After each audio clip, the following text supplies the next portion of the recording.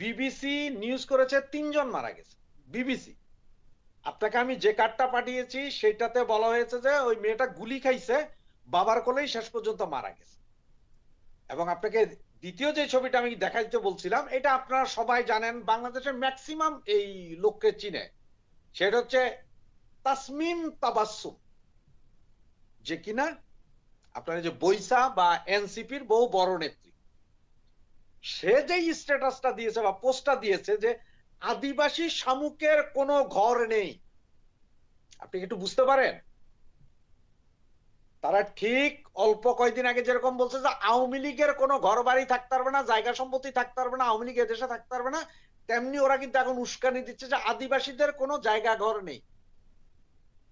এখন আপনি বুঝেন যে আমি যে কিছুক্ষণ আগে আপনাকে ঢাকা ইউনিভার্সিটির আপনার বিপি সাদিক কাইয়ুমের কথা বললাম, জামাতি বীজ, তাদের ইন্ধন আছে পুরোপুরি। এবং পুরো খাগড়াছড়িটাকে এখন অশান্ত করার পিছনে আরেকটা কারণ কি জানেন? অলরেডি পুরো পার্বত্য চট্টগ্রামের আমাদের বাংলাদেশি সীমানায় 17 কিলোমিটার, 17 কিলোমিটার অলরেডি লম্বায় না, পাশাপাশি মানে বর্ডার থেকে ভেতরের দিকে 17 কিলোমিটার ভেতরে আরাকান আর্মি পুরোটাই দখল করে আছে অলরেডি 17 কিলোমিটার। আর বাঁচাকুচা সম্ভবত 10 থেকে 15 কিলোমিটার হবে, 10 থেকে 15 কিলোমিটার হবে। এই জায়গাটা নিয়ে নিলে পুরো চট্টগ্রাম পার্বত্য চট্টগ্রাম পুরোটা চলে যাবে ওদের আন্ডারে, পুরোপুরি আপনার টেকনাফ পর্যন্ত। এখন এটা অশান্ত করে রাখতে পারলে যত অশান্তি বাড়বে ততই ওরা ঢুকবে। কারা? মায়ানমার এই মায়ানমারের যে বিদ্রোহী গোষ্ঠীরা, ওরা ঢুকবে। এইটার পেছনে যেমন জামাত শিবির যেমন চায় এইখানে এই গ্যাঞ্জাম, ডিপ স্টেটও এই খেলাটাই চায় যে এইখানে এইভাবে গ্যাঞ্জাম চলুক, তাদের অস্ত্র শস্ত্র ঢুকবে। আর সবচেয়ে আরেকটা ইনক্লুসিভ আপনাকে আপনার মাধ্যমে আমি দর্শকদেরকে দেই, সেটা হচ্ছে যে মানে কি ঘোলা পানিতে মাছ শিকার করতে চাচ্ছে তারা? জি। এবং আরেকটা জিনিস হচ্ছে যে সেন্ট মার্টিনে আজকের আধা ঘন্টা আগের খবর, 150 বাংকারের খোঁজ পাওয়া গেছে। সেন্ট মার্টিন দ্বীপের ভিতরে 150টা বাংকার অলরেডি তৈরি, ছবি তুলতে দেয়নি কিন্তু একদম গনে আসছে 150 বাংকার খোঁড়া হয়েছে। এগুলো সব বাংকার হবে এবং ওইখানে প্রচুর অস্ত্র শস্ত্রের মজুদ করা হয়েছে, যার মধ্যে নাকি ওরা তো নাম বলতে পারে নাই, তবে ওরা যে বর্ণনা দিল তাতে আমার বোঝা যায়, আমি গুগল করে দেখছিলাম, এগুলো হাউজার কামান, হাউজার কামান। এবং আপনি একটা জিনিস খেয়াল করেন, এই যে গ্যাঞ্জাম চলতেছে এর ভিতরে গতকালকে বা গত পরশুদিন জামাতের নায়েবে আমির তাহের সাহেব, উনি ইউএসএ তে ওনাদের জামাতের একটা প্রোগ্রামে বলেছেন যে 50 লক্ষ লোক আছে ওনাদের, যাদের মধ্যে 25 লক্ষ অর্ধেকের কে ঘোড়ায় তুইলা তলোয়ার দিয়া ইন্ডিয়ার সাথে গজবাতুল হিন্দ করাবে, ইন্ডিয়া আক্রমণ করাবে, বাকি 25 লক্ষ বিভিন্ন কাজে ব্যবহার করা হবে। এবং সম্ভবত জামাতের এই প্ল্যান তো পঞ্চবার্ষিকী পরিকল্পনা, 25 বছর আগ থেকে তারা পরিকল্পনা দেয় কোথায় কিভাবে খাওয়াবে, আর সেটারই কার্যক্রম হয়তো দেখেন তাদের সেই ক্যাডার বাহিনী এখন সেই খাগড়াছড়িতেও যেমন গ্যাঞ্জাম করতেছে, কয়দিন পরে ইন্ডিয়ার সাথেও বিভিন্ন বর্ডারে লাগবে। এবং এটা পুরাটা প্রি প্ল্যান। কারণ হচ্ছে পার্বত্য চট্টগ্রাম থেকে এই স্যাটেলাররাই চাইতেছে যে টোটাল আপনার মাইনরিটি যে গ্রুপটা আছে, মানে চাকমা, মগ, মুরং যা আছে এগুলো সব বের হয়ে যেত, কিচ্ছু থাকবে না। এবং এইটা তো হয়তো এখন আগুনে ঘি ঢালতেছে সেই রোহিঙ্গাদের, মায়ানমারের সে বাহিনী, রোহিঙ্গা বাহিনী। আবার আপনি 3 দিন আগের একটা খেয়াল করেন, বার্মিস আর্মি চিফ তিনি বলছেন যে এই যে এখন বার্মার সরকারের যে বাহিনীর সাথে, সরকারি বাহিনীর সাথে যে আরাকানরা যে যুদ্ধ করতেছে, রোহিঙ্গাদেরকে ট্রেনিং দিয়া বাংলাদেশ থেকে পাঠানো হচ্ছে, আর বাংলাদেশ সরকার এবং সেনাবাহিনী পুরোপুরি রোহিঙ্গাদেরকে সহযোগিতা করতেছে সেনাবাহিনীর সাথে যুদ্ধ করার জন্য। এই ব্যাপারে তারা অলরেডি সরকারকে এর আগে 2-3বার চিঠি দিছে, এইবার কিন্তু সাংবাদিক সম্মেলন করে বসছে আসছে, সেটা বিভিন্ন পত্রিকায় আসছে, কিন্তু খুব একটা ভালো এই আমাদের কোনো জাতীয় পত্রিকাতে এটা নিউজ করে নাই, কিন্তু বারবার বিভিন্ন পত্রিকাতে এবং ইন্টারন্যাশনাল কিছু নিউজ মিডিয়াতেও আসছে এই কথা। সুতরাং দেখেন যে খেলাটা কোথায়।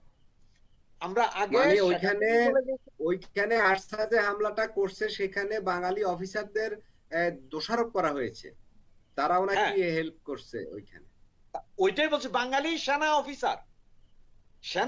এবং আজকে আপনার এই বিজিবির যে ক্যাম্পটা জ্বালাইলো ওইটা তো সেটেলাররা জ্বালাইছে। বিজিবির ক্যাম্প, বিজিবির ক্যাম্প সেটেলাররা কেন জ্বালাইলো? সেটেলাররা কেন এই ঢুইকা শত শত বাড়িঘর পোড়াইলো, দোকানপাট পোড়াইলো? এবং আমি আপনার আগেও বলছি, এখনো বলি, সেই অস্ত্রধারী দুইজন যাদের ভিডিওতে দেখা যায় দোনোজনই শিবিরের ফাইটার, ওরা শিবিরের ফাইটার। দোনোটা ছেলে চিটাং ইউনিভার্সিটির ওইখানে থাকে, ওখান থেকে আপনি ভিডিওতে দেখতে পারবেন। একটু আরো দুইটা ভিডিও আছে, এগুলোতে দেখা যাচ্ছে।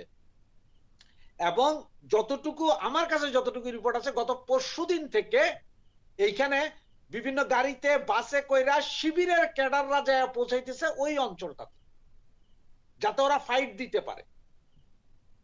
ফাইট দেওয়ার জন্য পোলাপাইন যাচ্ছে বাহির থেকে, ওরা যায় পাহাড়িদের সাথে মারামারি। এই যে দেখেন, ওই যে মাঝখানের যে ছেলেটা কালো ড্রেস পরা, সে শিবিরের ক্যাডার। তার হাতে দেখছেন আপনি যে লম্বা ছেলেটা, লম্বা, হ্যাঁ ওই কথাই বলছিলাম, ওই ছেলের কথা বললাম, ও বোঝাই যায় বাঙালি। হ্যাঁ, বন্দুকটা দেখছেন, এইটা তো হয়তো টিভিতে লম্বা করে পরিষ্কার দেখা যায়, টেলিভিশনে যখন দেখবেন এই জিনিসটা আরো পরিষ্কার দেখা যায়। সেটা এটার পেছনে, গন্ডগোলটার পেছনে পুরোপুরি জামাত ইসলাম, বাংলাদেশের বর্তমান সরকার জড়িত।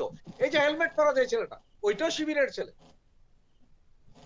এখানে ম্যাক্সিমাম সব শিবিরের পোলাপাইন, এগুলো সব চিটাং শহরের বিভিন্ন জায়গা থেকে নিয়ে ওইখানে নেওয়া হচ্ছে। এবং আপনার খাগড়াছড়ির কাউখালী যে অঞ্চল, ওইখানে এই মুহূর্তে নাকি 5 থেকে 700 বহিরাগত আছে, সব সেটেলার।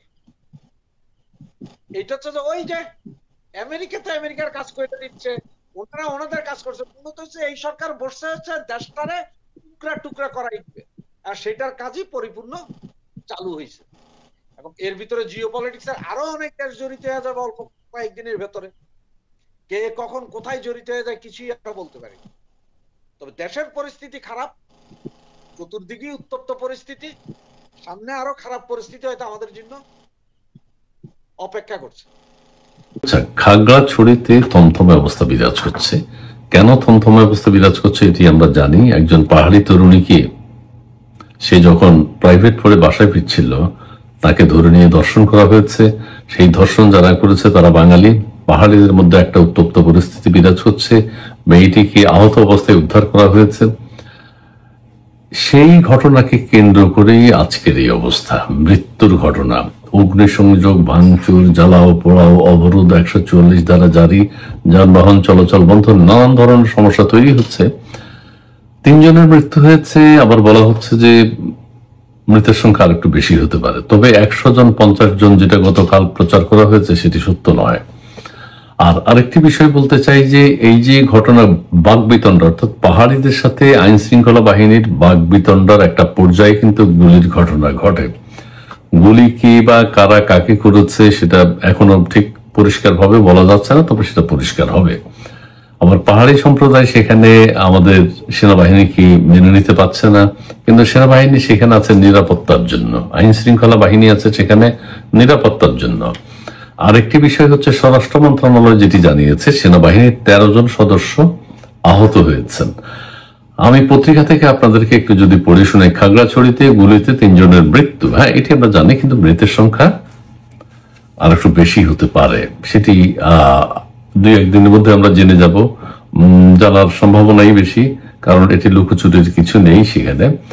আমি বলি, খাগড়াছড়ির গুইমারায় গুলিতে 3 জন নিহত হয়েছেন, তবে তাদের বিস্তারিত পরিচয় জানা যায়নি, তারা কারা সেটি জানতে পারা যায়নি। সেটি চট্টগ্রাম রেঞ্জের উপমহাপরিদর্শক আহসান হাবিব পলাশ তিনি নিশ্চিত করেছেন। সন্ধ্যায় মুঠোফোনে তিনি প্রথম আলোকে বলেন, গুইমারায় গুলিতে 3 জন নিহতের খবর পাওয়া গেছে, লাশ হাসপাতালে রয়েছে, তবে কার গুলিতে কিভাবে মারা গেছে বিস্তারিত জানা যায়নি। তিনি আরো বলেন, গুলিতে 3 জন নিহত হওয়ার পাশাপাশি আরো 3 জন আহত হয়েছে। এটা পুলিশের পক্ষ থেকে বলা হয়েছে, কিন্তু আহতের সংখ্যা আরো বেশি। এবং স্বরাষ্ট্র মন্ত্রণালয় এখন যেটা জানিয়েছে, সেনাবাহিনীর 13 জন সদস্য আহত হয়েছে। তার মানে পরিস্থিতি বোঝা যাচ্ছে যে ঘোলাটে, থমথমে। এ ব্যাপারে জানতে চাইলে খাগড়াছড়ি জেলার সিভিল সার্জন মোহাম্মদ সাবির আজ রোববার সন্ধ্যায় প্রথম আলোকে বলেন, গুইমারায় থেকে 3 জন পুরুষের লাশ, গুইমারা থেকে 3 জন পুরুষের লাশ এসেছে খাগড়াছড়ি জেলা হাসপাতালে। তাদের লাশ মর্গে রাখা হয়েছে। আগামীকাল সোমবার তাদের ময়নাতদন্ত করা হবে। তিনি আরো বলেন, হাসপাতালে গুইমারা থেকে আনা আহত 4 জন চিকিৎসাধীন। ঠিক আছে, এই ধারা চলছে। আজকে যেটা হলো আমাদের কাছে ভীষণ দুর্ভাগ্যজনক মনে হচ্ছে। 144 ধারা জারির পরও এমন ঘটনা ঘটার কথা ছিল না। নিয়ম অনুযায়ী 3 জনের বেশি মানুষ জড়ো হতেই পারবে না। 144 ধারা জারি করলে যা হয় আর কি, 3 জনের বেশি মানুষ একসাথে জড়ো হতে পারে না। অথচ সেখানে দল বেঁধে মানুষ মিছিল করেছে। আমি বলবো স্থানীয় প্রশাসন এবং স্থানীয় নেতৃত্ব উভয়ের ম্যাচিউর বা পরিণত আচরণের জন্য, ইম্যাচিউর আচরণের জন্য এটা হয়েছে। কেউ তাদের দায়িত্ব যথাযথভাবে পালন করেনি। অর্থাৎ প্রশাসন, সেনাবাহিনী, পুলিশ, বিজিবি 7 প্লাটুন মোতায়েন করা হয়েছে, আপনারা সেটা জানেন। এখন এই পরিস্থিতি নিয়ে কিন্তু আবার নানান ধরনের গুজবও আছে। গুজবের সত্যতা কতটুকু আমি জানি না। যে পাহাড়ি অঞ্চল, আমাদের পার্বত্য অঞ্চল নিয়ে আন্তর্জাতিকভাবে যে একটা বিশৃঙ্খলা সৃষ্টির সেখানে চেষ্টা করা হচ্ছে, এইটাও উস্কানিটা তার কিনা। অর্থাৎ ধর্ষণের ঘটনা ঘটেছে, এটা সত্য, এবং এরপরে এই ঘটনাকে কেন্দ্র করে মৃতের সংখ্যা, ভাঙচুর, জ্বালাও পোড়াও, হত্যা, 144 ধারা, অবরোধ, এগুলো কোনো উস্কানিদাতা কেউ আছে কিনা সেটিও তদন্ত করতে হবে। কারণ আমাদের পাহাড়ি অঞ্চল নিয়ে আমাদের অনেক সন্দেহ, অনেক গুজব, অনেক সত্য ঘটনা ঘটছে। আপনারা সেটা জানেন। আরাকান আর্মি নাকি আমাদের পাহাড়ি অঞ্চলে প্রবেশ করে।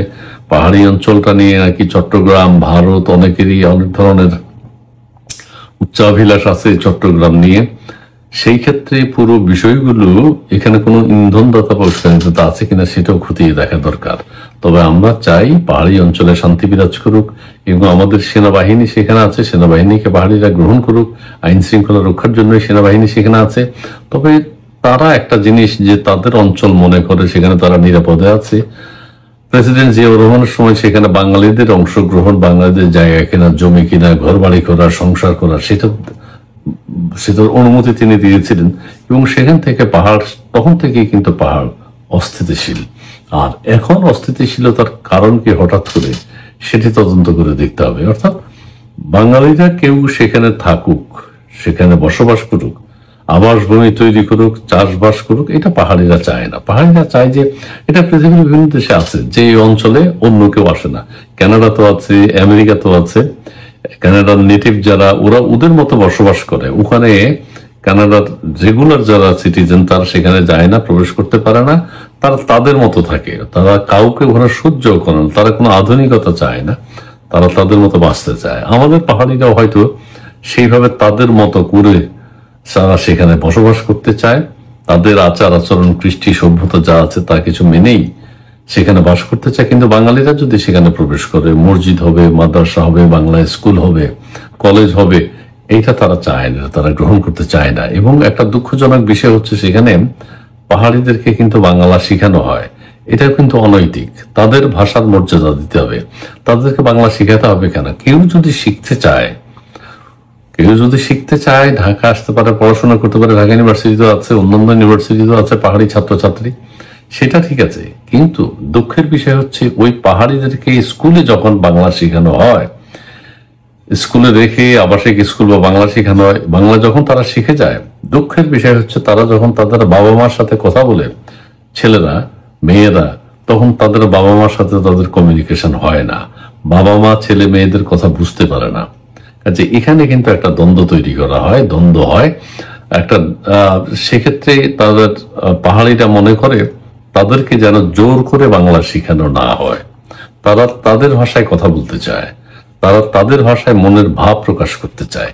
সেটিকে আমরা শ্রদ্ধা করতে হবে। সারা পৃথিবীর সকল অঞ্চলের ভাষাকে শ্রদ্ধা করতে হবে, আঞ্চলিক ভাষাকে শ্রদ্ধা করতে হবে, পাহাড়িদের ভাষাকে শ্রদ্ধা করতে হবে, সব দেশের ভাষাকে শ্রদ্ধা করতে হবে। তবেই নিজের দেশের ভাষার মর্যাদা রক্ষা হবে। ঠিক আছে, যাই হোক প্রিয় দর্শক, ভালো থাকবেন, সুন্দর থাকবেন, সুস্থ থাকবেন। ধন্যবাদ। পাহাড়ি অঞ্চলে আমরা শান্তি চাই।